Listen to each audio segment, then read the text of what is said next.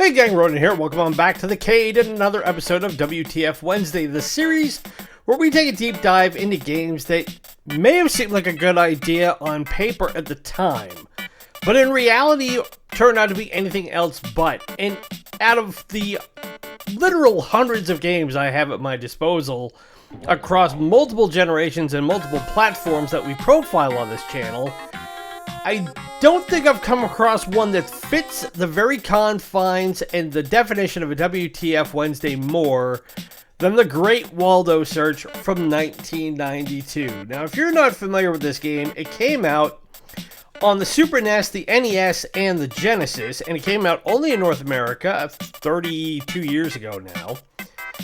And it is a video game take on the classic children's puzzle book games, Where's Waldo?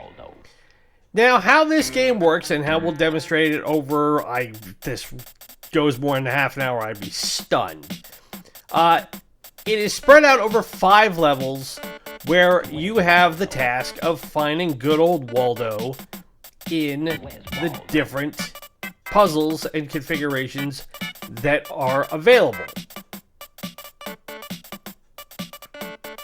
Now, I have played a lot of games in my life, but I don't think I've played one like this. Because how it works, quite simply, is we take this magnifying glass and we will run it around throughout this area. And if we can find his dog, Woof, we get some bonus points as well in a little mini game.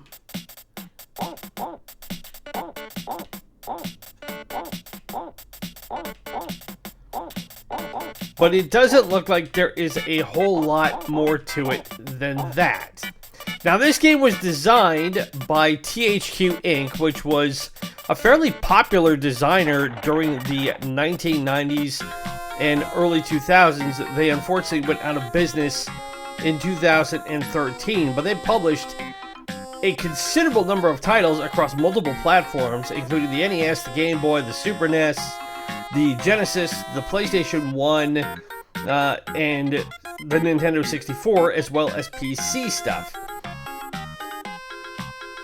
But this one, I don't think was a guarantee to get them a whole lot of long-term... There's Waldo. Long-term pull from their customer base. Now, they said better luck next time. You didn't win, but you did score 4,450 points. Huh, so there is a time limit that we need to be able to do to find Waldo and Woof, it looks like.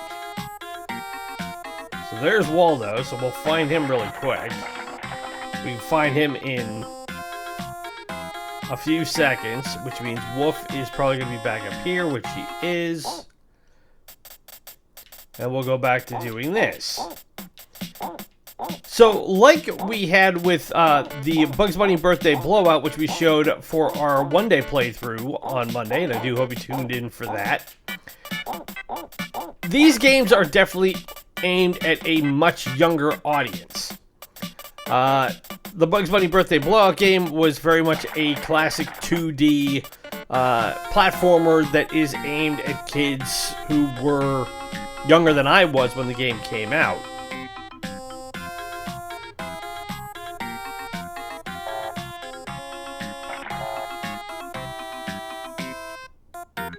So it looks like we've also got to find more points here, which we found, so we're over 5,000. And we found more time.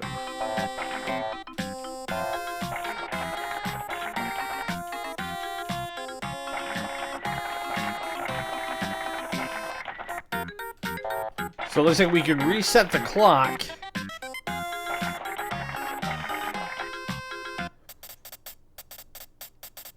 And we have to find a scroll, it looks like. So now we get to try another challenge.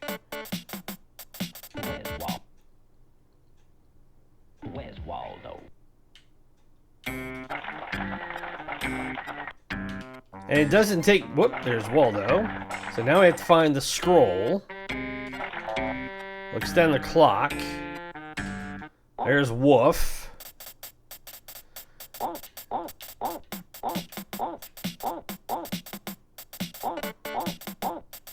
Now, like most kids who came of age in the 80s and 90s, when the Where's Waldo books came out, they were fun for a few minutes. I mean, it was not a bad little time waster if you were, you know, in the second, third grade and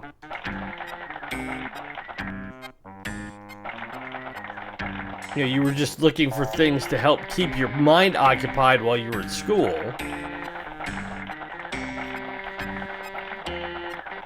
But I don't know people who took a whole lot of time and energy to really dive into those books in any sort of like intense fervor. And I definitely can't imagine they would do that with a video game like this. So immediately found Woof. And since he never comes off his flying carpet, getting these bones is not hard.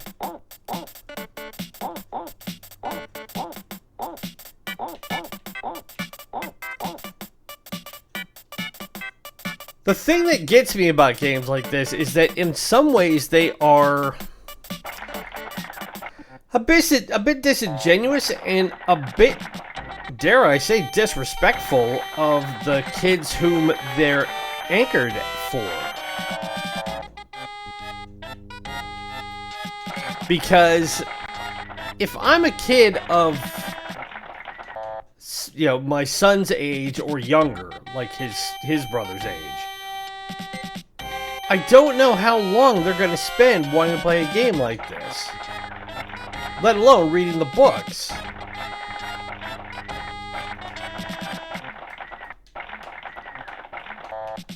And it's not because kids necessarily... Say what you will about kids who, you know, the average attention span of a person nowadays, be a younger person or an older person. But it's a matter of, am I first going to want to spend the money to buy a game like this? And in my research, I wasn't able to determine how much, if anything, this game sold in its time on the Super Nintendo. There is no information to relay how many units it sold, and that's not to say it was necessarily hard to find. The thing you have to keep in mind is that back 30 years ago, it wasn't tracked for the average game as much as it was for what passed for AAA titles back then. So what you had for ooh, now we gotta find him out of the fleet of Waldos. Okay. Well, this one might be a little bit more difficult, but we'll see. Oh, we've got to find his socks and the scroll. So we have to find a Waldo who is not wearing shoes.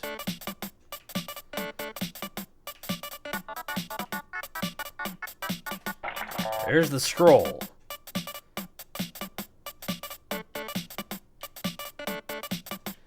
So it's all about trying to differentiate the pattern recognition and spot the one who is in his socks.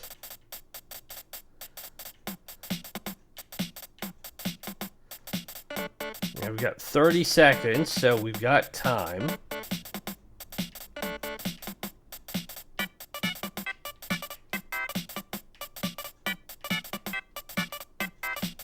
Oh, there he is. You've returned the wizard Whitebeard's 5 scrolls. Your total score is 47,325 points. And that's the entire game. It's a game you can beat in 10 minutes. And because there's no differentiation between the number of of levels, or there's no reset like there is in modern games. you go right back to where you started and go through this all over again. And I'm willing to bet that everything is in the exact same spot.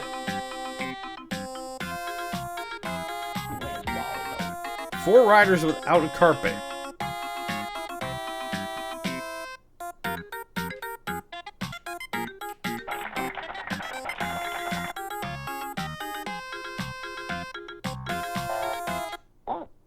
There's Woof. This goes a bit faster, but we're still getting most of the bones.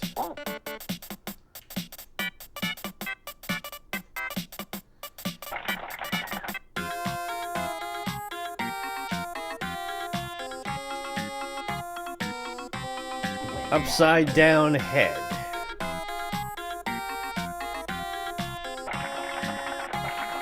So we get bonus points there.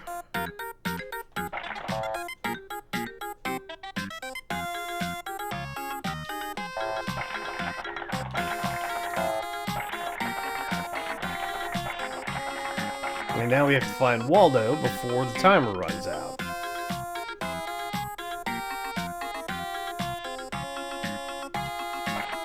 And there he is. Where's Waldo? Where's Waldo? But I cannot imagine that this game sold in great quantities, and considering the average brand new Super Nintendo game back in the 90s ran for the better part of 40 to 50 bucks.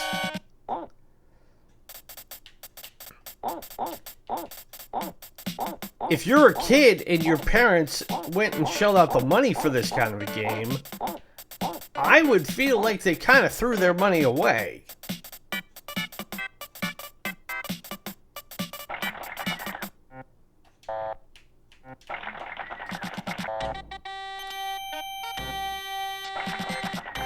Because if you solve all the puzzles on normal and expert, there's nothing else to try. And we're already through two of the 5 levels in expert mode, and we're only 12 and a half minutes in. Where's Waldo? So we've already found Waldo.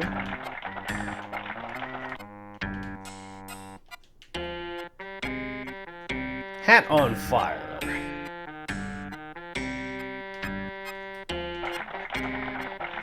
So you got bonus points for that. Now we gotta find the scroll. Two-ended spear.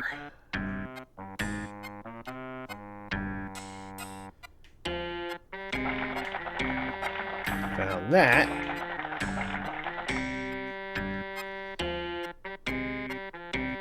And the scroll isn't over here, and we haven't found Woof yet, but he's gotta be around here somewhere. There's Woof.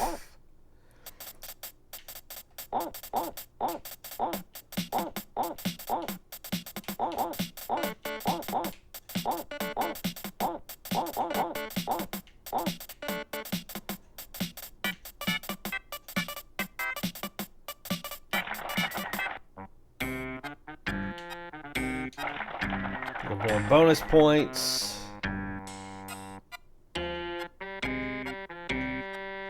But now we gotta hurry and find the scroll because it is around here somewhere, but I'm not seeing it. Where would the scroll be?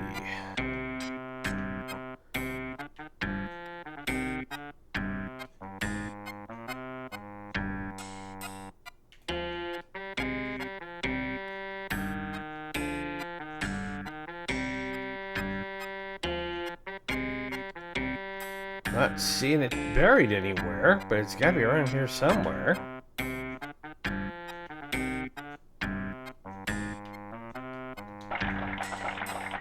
Unless it's way up at the top, but I'm not seeing it. So I wasn't looking up there high enough.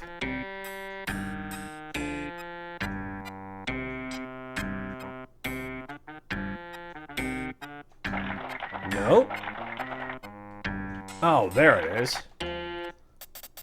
Where's Waldo? So we still managed to get through it and complete the challenge before we ran out of time. Waldo. There's Waldo.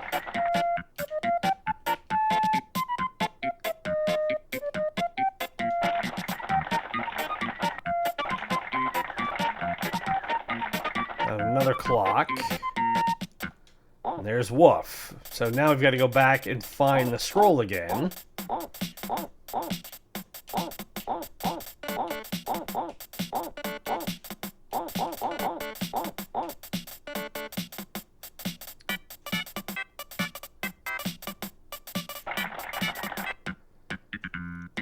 Let's see if we can find the scroll a little bit quicker this time.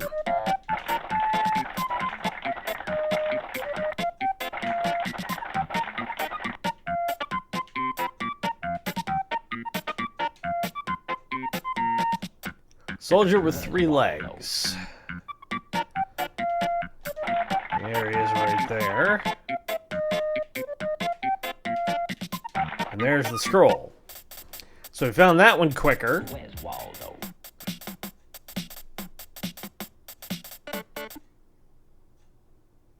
Where's And Waldo? we're already at the final level where we have to find the scroll and the one sock, which we found. Now we gotta find the scroll again. And we've already found it. We found all 5 scrolls, we've returned them to Whitebeard, and our total is almost 50,000 points, and that's the game. So, again, we are left with our usual 2 questions. Is this a good game? I would say, unequivocally, no.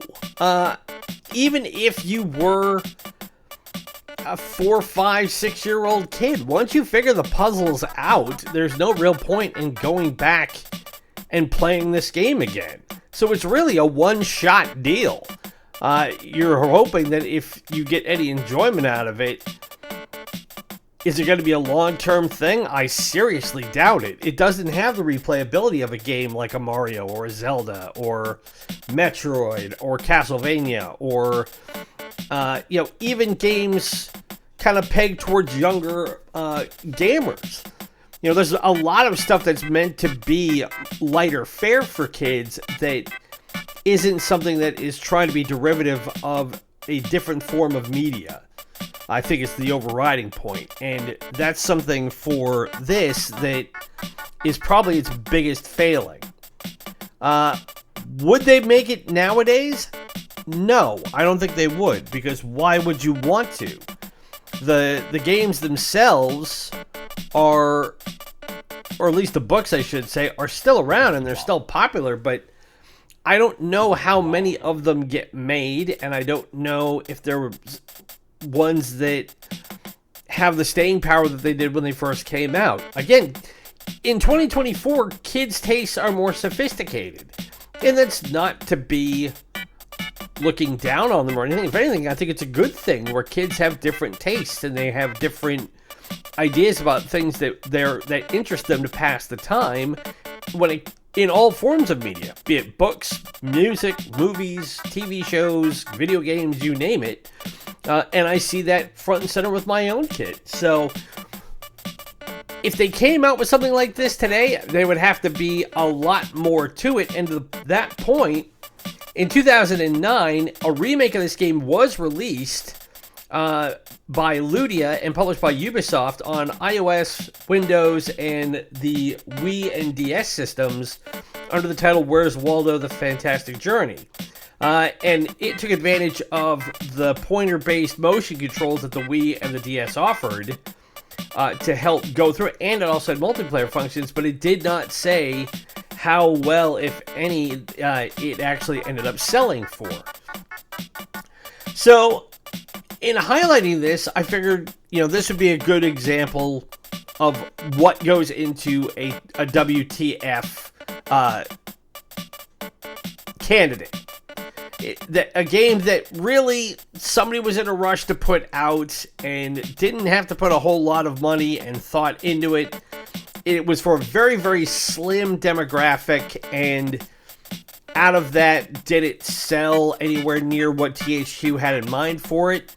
I have no realistic idea. If anything, I'm pretty sure they knew they were going to lose money on every cartridge they printed and hope they would make it up on the back end with their more prominent titles. So, but that is the Great Waldo Search from 1992. If you've ever played this game, would I recommend it? No, not really. Because, again, I finished it in 15 minutes on normal and expert levels. So, you know, that's really all there is to it. So if you've enjoyed this, and I hope you have, if anything, it's more of a cautionary tale of what not to look for in a game. Best way to show it, hit that like button, subscribe to the channel if you are new, and ring the bell to be notified of the latest content. Also, be sure to follow us on social media through Threads and Instagram at Ronin's Retrocade to help spread the word about us as we continue to grow our subscriber base and we make this channel bigger and better. And again, we are bringing back this weekend our original series, Sports Saturday and Sucker Punch Sunday. Sports Saturday is where we take a classic sports game from the 3rd, 4th, 5th, and 6th generation, and Sucker Punch Sunday is where we do a classic fighting or fighting platform-based game from that same golden era from about 1984 to 2010. And if there's a game you would like to see us feature from the Nintendo Entertainment System, the Super Nintendo, the Sega Master System, Sega Genesis or MegaDrive, SNK Neo-Geo, Nintendo 64, Sega Saturn, Sega Dreamcast, PlayStation 1, or PlayStation 2, leave it in the comments below or drop me a line on social media. It can be any game from those consoles that you want. Again, it's all about celebrating these hundreds and hundreds of titles across multiple consoles from the mid-80s to the early 2010s. And if anything, I can give you an honest review and an honest assessment and be able to create more content that might be in line with what you want to see. But in the meantime, my name is Ronan. It's been great to spend this WTF Wednesday with you. Be safe, be well, happy gaming, and we'll talk to you this weekend for Sports Saturday and Sucker Punch Sunday. Bye!